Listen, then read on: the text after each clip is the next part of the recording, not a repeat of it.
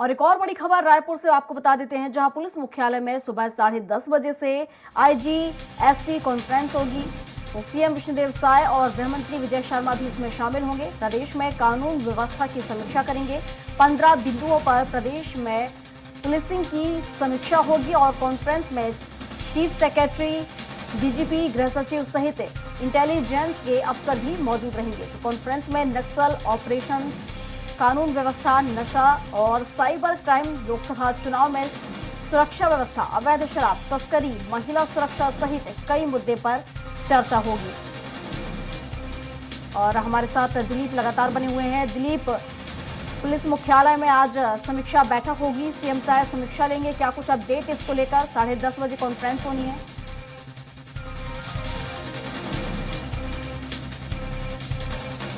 विभिन्न चीजों को लेकर लगातार सवाल उठती रही हैं, तो इसको देखते हुए मुख्यमंत्री विष्णुदेव साय और गृह मंत्री विजय शर्मा आज आईजीएसपी का कॉन्फ्रेंस लेंगे। ये जो कॉन्फ्रेंस हो रहा है पुलिस मुख्यालय नए रायपुर में, इस कॉन्फ्रेंस में सभी आईजी प्रदेश भर के और सभी जिलों के एसपी इस कॉन्फ्रेंस में शामिल होंगे। कल देर रात ही ज्यादातर एसपी आईजी यहाँ पहुंच चुके हैं रायपुर में।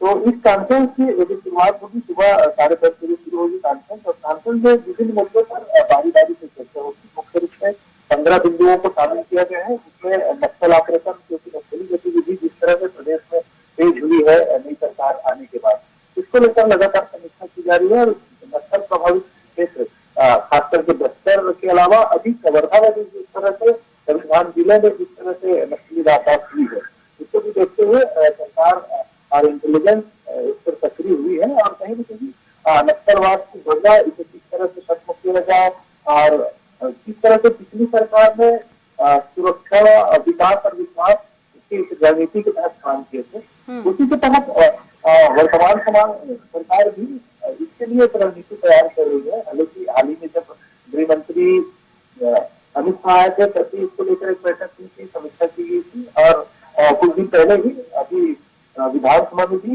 एनआईए और इंटेलिजेंस की टीम आई थी और मुख्यमंत्री के साथ बैठक हुई थी मुख्यमंत्री कार्यालय में। इस तरह से अलग अलग लगातार समीक्षा की जा रही है। नक्सलवाद एक बड़ा मुद्दा है, इसको लेकर नक्सल ऑपरेशन किस तरह से प्रभावी ढंग से चला जाए, इसको लेकर चर्चा होगी इस कॉन्फ्रेंस के दौरान। इसके साथ ही साथ कानून व्यवस्था को लेकर लगातार सवाल उठते रहे कि लचर कानून व्यवस्था की वजह से लगातार क्राइम बढ़ रहे हैं, खास करके शहरी क्षेत्रों में चाकूबाजी की घटनाएं, हत्या की घटनाएं, मारपीट की घटनाएं एवं विभिन्न वारदात लगातार हो रही है। इसको किस तरह से रोकथाम लगाया जाए, इसको लेकर भी समीक्षा की जाएगी। साथ साथ नशा के जो अपराध बढ़ रहे, लगातार गांजा की तस्करी का मामला देखते हैं कि स्थानीय जो छत्तीसगढ़ से लगे हुए राज्य है, खास करके उड़ीसा, आंध्र और मध्य प्रदेश के बॉर्डर वाले जो इलाके हैं, वहां से ज्यादातर गांजा तस्करी की जो शिकायतें आती है और लगातार पकड़ में भी आते हैं। लेकिन छोटे छोटे जो तस्कर है वही पकड़ पाते हैं। मेन इनके जो सूत्रधार है या कहे गए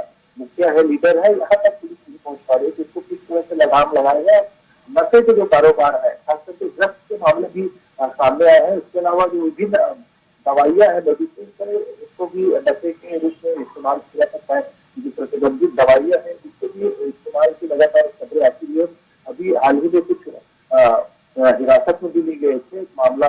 इन तमाम चीजों को लेकर पूरे प्रदेश में नशा खोरी की जो तस्वीर किस तरह से रोक लगाया जाए, अवैध नशे के कारोबार पर किस तरह से लगाम लगाए जाए, इसको लेकर भी कॉन्फ्रेंस में चर्चा होगी। इसके साथ ही साथ साइबर क्राइम के जो मामले लगातार बढ़ते गए पूरे प्रदेश भर में देखें तो लगातार साइबर ठगी के मामले आते हैं। विभिन्न मामलों को लेकर लालच देकर लोगों को फंसाया जाता है, कभी किसी सामान देने के लिए, तो कभी अलग अलग व्यवसाय बिजनेस के नाम पर या दूसरे अलग अलग नामों से लोगों को ठगी जा रही है। लेकिन साइबर क्राइम होने के बाद जब लोग पहुंचते हैं तो उन्हें फिर जो पैसा है, इनका जो नुकसान हुआ होता है, वो कहीं न कहीं पकड़ में नहीं आता। तो इस पर किस तरह से प्रभावी ढंग से काम किया जाए, साइबर क्राइम विभाग है, इसको और कैसे मजबूत किया जाए ताकि जब भी ठगी हो तो कम से कम उसको फिर से वापस किया जाए और जो ठग है साइबर ठग उसको पकड़ा जा सके और जिनका नुकसान हुआ है उनकी भरपाई हो। पैसे विभिन्न जो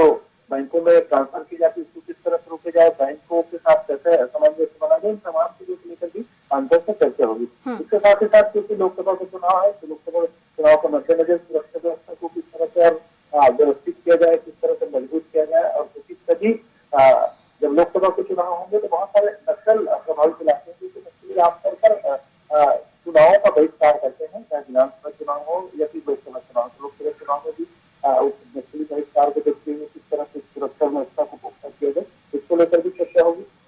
अलावा अवैध शराब की जो घटनाएं लगातार बढ़ती जा रही है, इसको लेकर भी चर्चा की जाएगी।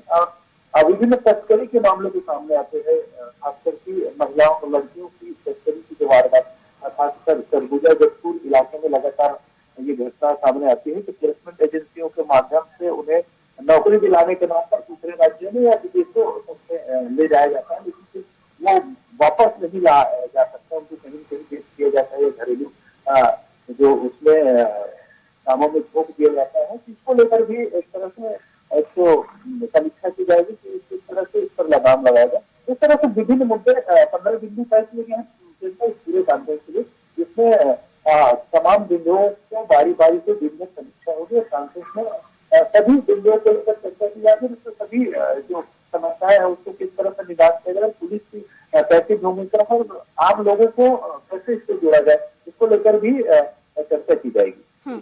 बिल्कुल दिलीप, आप बने रहिए, एक और खबर जिस पर मैं आपसे अपडेट लूंगी।